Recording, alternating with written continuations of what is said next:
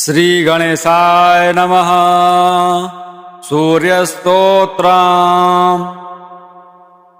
त्वं भानो जगतश्चक्षुस्त्वमात्मा सर्वदेहिनां त्वं योनिः सर्वभूतानां त्वमाचारः क्रियावतां त्वं गतिः सर्वसाङ्ख्यानां योगिनां त्वं परायणम् अनावृतार्गलद्वारं त्वं गतिस्त्वं मुमुक्षताम् त्वया सन्धार्यते लोकः त्वया लोकः प्रकाश्यते त्वया पवित्रीक्रियते निर्व्याजं पाल्यते त्वया त्वामुपस्थाय काले तु ब्राह्मणा वेदपारगाः स्वशाखा विहितैर्मन्त्रैर्रचयत्रिशृणिगणार्चित तव दिव्यं रथं यान्त मनुयान्ति वरार्थिनः सिद्धचारणगन्धर्वा यक्षगुह्यकपन्नगाः त्रयस्त्रिंशच्च वै देवास्तथा वैमानिका गणाः सोपेन्द्राः समेन्द्राश्च त्वामिष्ट्वा सिद्धिमागताः उपयान्त्यर्चयित्वा तु त्वां वै प्राप्तमनोरथाः दिव्यमन्दारमालाभिस्तूर्णं विद्याधरोत्तमाः गुह्याः पितृगणाः सप्त ये दिव्या ये च मानुषाः ते पूजयित्वा त्वामेव गच्छन्त्यासु प्रधानताम् वसवो मरुतो रुद्रा ये च साध्या मरीचिपाः बालखिल्यादयः सिद्धा श्रेष्ठत्वं प्राणिनां गताः सब्रह्मकेषु लोकेषु सप्तस्वप्यखिलेषु च न तद्भूतमहं मन्ये यदर्कादतिरिच्यते सन्ति चान्यानि सत्त्वानि वीर्यवन्ति महान्ति च न तु तेषां तथा दीप्तिः प्रभवो वा यथा तव ज्योतींषि त्वयि सर्वाणि त्वं सर्वज्योतिषां पतिः त्वयि सत्यं च सत्त्वं च सर्वे भावाश्च सात्विकाः त्वत्तेजसा कृतं चक्रं सुनाभं विश्वकर्मणां देवारीणां मदो येन नासितः सार्ङ्गधन्वनाम् त्वमादायांशुभिस्तेजो निधागे सर्वदेहिनां सर्वोषधिरसानां च पुनर्वर्षासु मुञ्चसि तपन्त्यन्ये दहन्त्यन्ये गर्जन्त्यन्ये यथा घनाः विद्योतन्ते प्रवर्षन्ति तव प्रावृषिरश्मयः न तथा सुखयत्यग्निर्न प्रवारा न कम्बलाः शीतवातार्दितं लोकं यथा तव मरीचयः त्रयोदशद्वीपवतीं गोभिर्भासयसे महीं त्रयाणामपि लोकानां हितायैकः प्रवर्तसे तव यद्युदयो न स्यात् अन्धं जगदिदं भवेत् न च धर्मार्थकामेषु प्रवर्ततेरन्मनीषिणः आधानपशुबन्धेष्टि मन्त्रयज्ञतपक्रियाः त्वत्प्रसादादवाप्यन्ते ब्रह्मक्षत्रिविषां गणैः यदर्ह ब्रह्मणः प्रोक्तं सहस्रयुगसंमितं तस्य त्वनादिरन्तश्च कालज्ञैः परिकीर्तितः मनूनां मनुपुत्राणां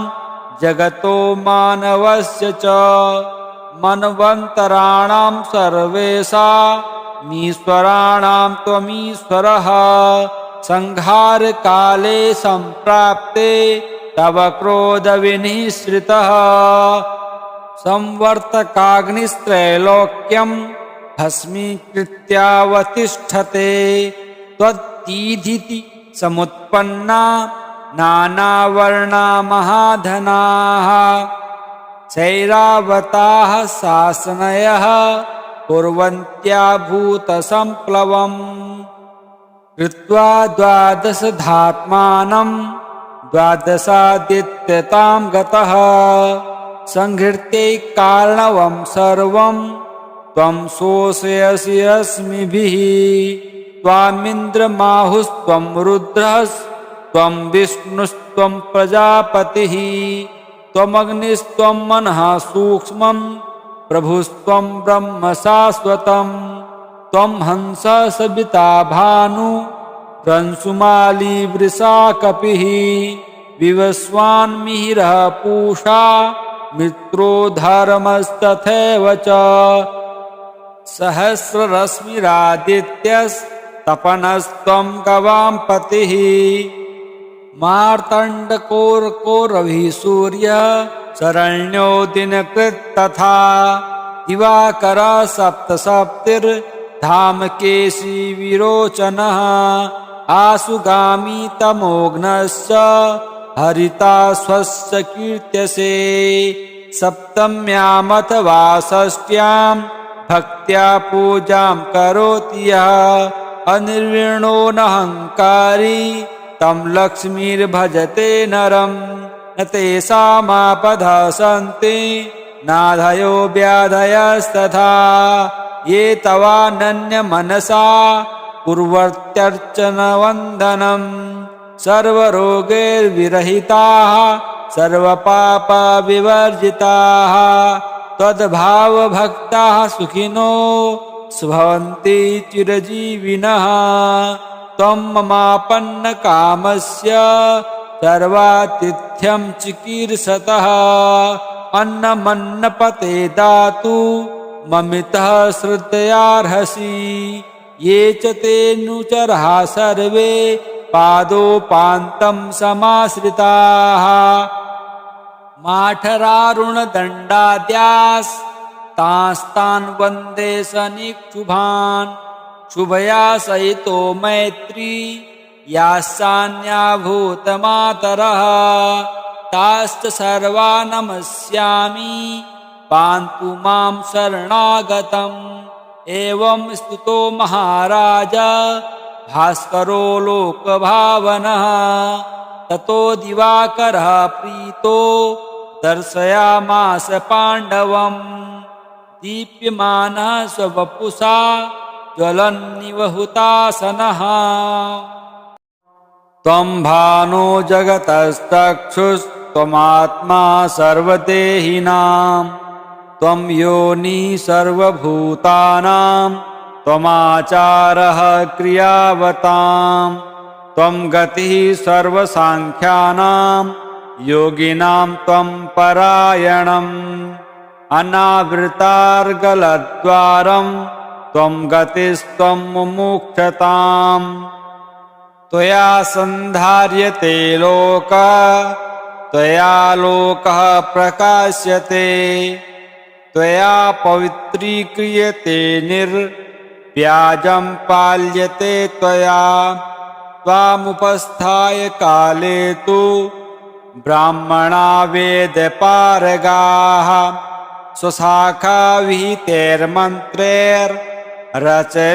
स्वशाखाविहितैर्मन्त्रैर्रचयत्रिशृणिगणार्चित तव दिव्यं रथं यान्तः मनुयान्ति वरार्थिनः सिद्धचारणगन्धर्वा यक्षगुह्यकपन्नगाः त्रयस्त्रिंशच्च वै देवास्तथा वैमानिका गणाः सोपेन्द्राः समेन्द्राश्च त्वामिष्ट्वा सिद्धिमागताः उपयान्त्यर्चयित्वा तु त्वां वै प्राप्तमनोरथाः दिव्यमन्दारमालाभिस्तूर्णं विद्याधरोत्तमाः गुह्याः पितृगणाः सप्त ये दिव्या ये च मानुषाः ते पूजयित्वा त्वामेव गच्छन्त्यासु प्रधानताम् वसवो मरुतो रुद्रा ये च साध्या मरीचिपाः बालखिल्यादयः सिद्धा श्रेष्ठत्वं प्राणिनां गताः सब्रह्मकेषु लोकेषु सप्तस्वप्यखिलेषु च न तद्भूतमहं मन्ये यदर्कादतिरिच्यते सन्ति चान्यानि सत्त्वानि वीर्यवन्ति महान्ति च न तु तेषां तथा दीप्तिः प्रभवो वा यथा तव ज्योतींषि त्वयि सर्वाणि त्वं सर्वज्योतिषां पतिः त्वयि सत्यं च सत्त्वं च सर्वे भावाश्च सात्विकाः त्वत्तेजसा कृतं चक्रं सुनाभं विश्वकर्मणां देवारीणां मदो येन नासितः सार्ङ्गधन्वनाम् त्वमादायांशुभिस्तेजो निधागे सर्वदेहिनां सर्वोषधिरसानां च पुनर्वर्षासु मुञ्चसि तपन्त्यन्ये दहन्त्यन्ये गर्जन्त्यन्ये यथा घनाः विद्योतन्ते प्रवर्षन्ति तव प्रावृषिरश्मयः न तथा सुखयत्यग्निर्न प्रवारा न कम्बलाः शीतवातार्दितं लोकं यथा तव मरीचयः त्रयोदशद्वीपवतीं गोभिर्भासयसे महीं त्रयाणामपि लोकानां हितायैकः प्रवर्तसे तव यद्युदयो न स्यात् अन्धं जगदिदं भवेत् न च धर्मार्थकामेषु प्रवर्ततेरन्मनीषिणः आधानपशुबन्धेष्टि मन्त्रयज्ञतपक्रियाः त्वत्प्रसादादवाप्यन्ते ब्रह्मक्षत्रिविषां गणैः यदर्ह ब्रह्मणः प्रोक्तं सहस्रयुगसंमितं तस्य त्वनादिरन्तश्च कालज्ञैः परिकीर्तितः मनूनां मनुपुत्राणां जगतो मानवस्य च मन्वन्तराणां सर्वेषामीश्वराणां त्वमीश्वरः संहारकाले सम्प्राप्ते तव क्रोधविनिःसृतः संवर्तकाग्निस्त्रैलोक्यं भस्मीकृत्यावतिष्ठते त्वत्तीधिति समुत्पन्ना नानावर्णा महाधनाः शैरावताः शासनयः कुर्वन्त्या भूतसम्प्लवम् कृत्वा द्वादशधात्मानं द्वादशादित्यतां गतः संहृत्यै कारणवं सर्वं त्वं शोषयसि रश्मिभिः त्वामिन्द्रमाहुस्त्वं रुद्रस्त्वं विष्णुस्त्वं प्रजापतिः त्वमग्निस्त्वं मनः सूक्ष्मं प्रभुस्त्वं ब्रह्म शाश्वतं त्वं हंसः सविता भानु रंसुमाली वृषा कपिः विवस्वान्मिहिरः पूषा मित्रो धर्मस्तथैव च सहस्ररश्मिरादित्यस्तपनस्त्वं गवां पतिः मार्तण्डकोरकोरविः सूर्यः शरण्यो दिनकृत् तथा दिवाकरः सप्तसप्तिर्धामकेशी विरोचनः आसुगामी तमोघ्नश्च हरिता स्वस्य कीर्त्यसे सप्तम्यामथवा षष्ट्यां भक्त्या पूजां करोति यः अनिर्विण्णो नहङ्कारी तं लक्ष्मीर्भजते नरम् न तेषामापदः सन्ति नाधयो व्याधयस्तथा ये तवानन्यमनसा कुर्वत्यर्चनवन्दनं सर्वरोगैर्विरहिताः सर्वपापविवर्जिताः त्वद्भावभक्ताः सुखिनो भवन्ति चिरजीविनः त्वं ममापन्नकामस्य सर्वातिथ्यं चिकीर्षतः अन्नमन्नपते दातु ममितः श्रद्धयार्हसि ये च तेऽनुचराः सर्वे पादोपान्तं समाश्रिताः माठरारुणदण्डाद्यास्तांस्तान् वन्दे सनिक्षुभान् शुभया सहितो मैत्री यास्यान्याभूतमातरः ताश्च सर्वा नमस्यामि पान्तु मां शरणागतम् एवं स्तुतो महाराज भास्करो लोकभावनः ततो दिवाकरः प्रीतो दर्शयामास पाण्डवम् दीप्यमानः स्ववपुषा ज्वलन्निव हुतासनः त्वं भानो जगतश्चक्षुस्त्वमात्मा सर्वदेहिनां त्वं योनिः सर्वभूतानां त्वमाचारः क्रियावतां त्वं गतिः सर्वसाङ्ख्यानां योगिनां त्वं परायणम् अनावृतार्गलद्वारं त्वं गतिस्त्वं मुमुक्षताम् त्वया सन्धार्यते लोकः त्वया लोकः प्रकाश्यते त्वया पवित्रीक्रियते निर्व्याजं पाल्यते त्वया त्वामुपस्थाय काले तु ब्राह्मणा वेदपारगाः